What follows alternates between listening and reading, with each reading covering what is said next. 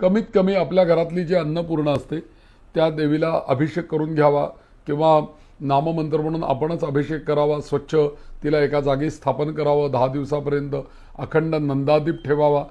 आणि आजकाल आपण शहरांमध्ये राहतो, कुठेही आपल्याला माळा मिळतात नवरात्रात बांधण्यासाठी, रोज एक फुलांची माळ आणून बांधावी. कमीत कमी एवढं तरी करावं आणि होईल तेवढा उपवास नियम याचं पालन करावं. एवढं जरी केलं तरी खूप झालं. आणि मी सप्तशतीचे पाठ आवर्जून करावे असं मी म्हणेन, कारण सप्तशती देवीला फार आवडते.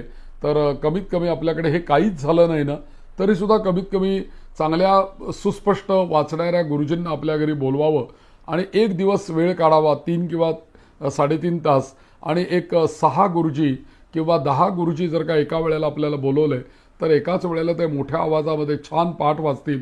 त्याने आपल्या घर एकदम प्रसन्न होऊन जाईल आणि एक दिवस आपल्याला तो पाठ करून घेता येऊ शकतात. या पद्धतीने आपण पाठ जरूर मात्र करून घ्यावेत. नवरात्र नाही बसवलं तरी पाठ करावेत. त्यांनी आपली एक कुलदेवीची सेवा होईल.